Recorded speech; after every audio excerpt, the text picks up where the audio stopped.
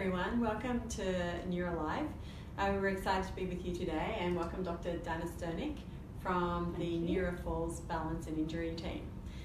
We're also celebrating NeuRA's Aging Well Week, and we're all interested to know a lot more about how to age well as we get older, and the sort of things that we need to be mindful of, and the sort of things that we can be doing to prevent falls, to prevent looking after ourselves, dementia this week. So this is the beginning of our Aging Well Week. Just a reminder for those that have tuned in, we also have an Aging Well Week tomorrow, a seminar at the Sydney Town Hall from 11 to 1 o'clock. You can still get tickets to come, and we'll be in Melbourne on Wednesday at the National Gallery Victoria from 11 to 1. So we hope to see some of you there at these events as well. But today, Dr Sturnieks, we'd really like to talk to you and learn a lot more about falls, particularly understanding the likelihood of falls as we get older and the importance of balance. So what does happen to our balance as we get older? I'd love to know. Okay, well, as we age, we have a progressive loss of sensory and motor functions. Things like you'll start to lose some vision, you start to lose some strength, and these changes, together with other changes in your body and your brain, will lead to a progressive loss of balance control, and that will increase falls risk. This is particularly the case at about the age of 65, when 1 in 3 people living in the community will fall each year, and at the age of 85 the rate is about 1 in 2, and even higher rates still in people living in residential care. I mean, what are some of the things, like I know myself, I have to be so careful of knowing where my dog is because he always loves to get under my feet. But what are some of the other things that are really sort of around the home? Is that where a lot of people can have a fall, or in the street? Yeah, people do report, largely people do report falls in their home because that's where they spend most of their time. So we should be cautious of hazards for falling in the home, and be checking the home for hazards. Difficult to train the dog to do the right thing all the time, but certainly things like loose rugs or slips can be caused by spills on the floor, so being sure that you're cleaning up spills on the floor to prevent slips, and maybe installing grab rails in certain areas that might be higher risk areas. Sure. I guess also in the bathroom, I often find that I've got a little bit of water, and I even know if I've got the wrong shoes on, I can have a little bit of a slide. Is that another common area? Yes, that's right. Although we spend less time in the bathroom compared to our living spaces, and sometimes bedrooms, I guess, getting in and out of bed, that's where we see a lot of people reporting falls. The places where we spend the majority of the time, I guess, is where you have the most chance of having a fall, but those certain areas like wet places like the bathroom are particularly high risk given the limited amount of time we generally spend in those rooms, yes. And what are some of the things that we're doing here at NeuRA at the moment to address or understand the importance of balance in relation to falls as we age? Can you tell us a bit about the FBI team? Yes. So yes, the Falls Balance Injury Research Centre is the group that I'm working with, and we do a lot of different things. We do studies to try and understand how the brain controls balance. And we do studies to understand risk factors for falls in older people and other groups, such as people with Parkinson's disease or multiple sclerosis. At the moment, we're in the lab. We have a ladder fall risk study going on. I've seen those ladders. A heap of ladders in the lab, and some of them are safe and some of them are a little bit dodgy. And we ask people, what do you think you'd be prepared to climb to do a job like wash the windows? And so they'll tell us what sort of risks they're prepared to take.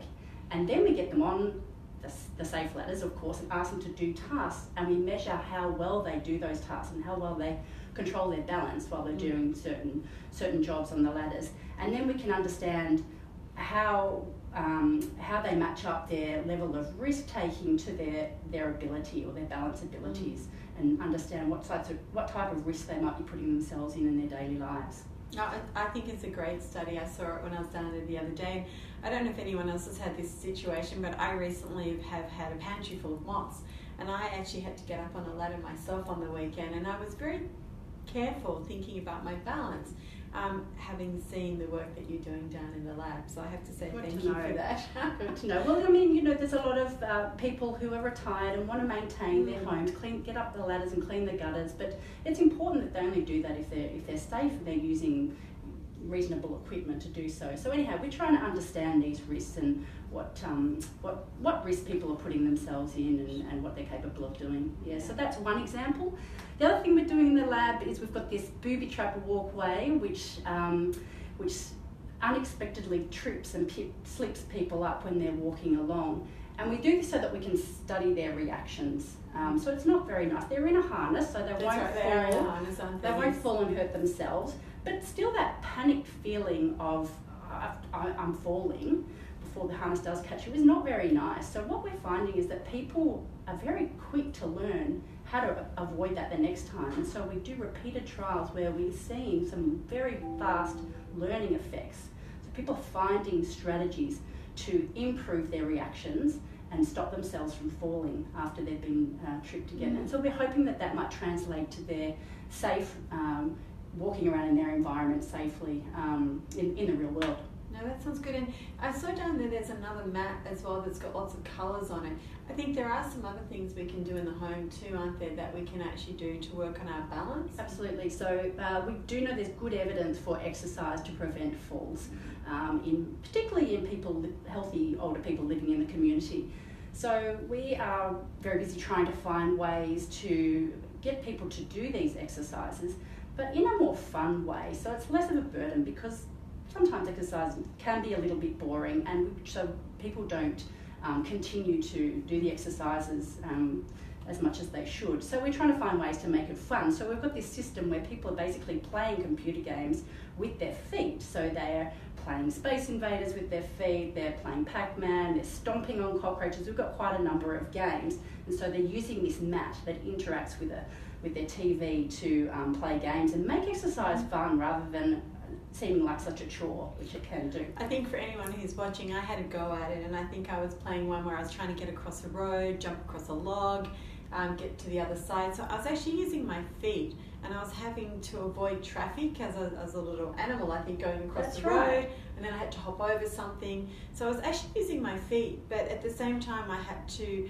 sort of judge the aspect of the landscape, and so I actually found it was quite challenging, but it was a lot of fun. Well, that's right, you were using your feet, so it was physically challenging in controlling your balance, but you were also using your brain, and that's really important too. Doing some cognitive exercises may actually help us to better maintain our physical functions and better equip us to make quick decisions when we need to avoid a fall. So that system's been designed to wrap some physical training up with some cognitive training, so some brain training to help us get the brain or the cognitive skills that are also required for safe navigation and avoid falling. So and the other thing we were talking about just before we went live was talking about glasses and bifocals, and I know probably a lot of us walk down the street with our glasses still on if we've been in a cafe or reading, but what do we need to be mindful of from the bifocal point of view?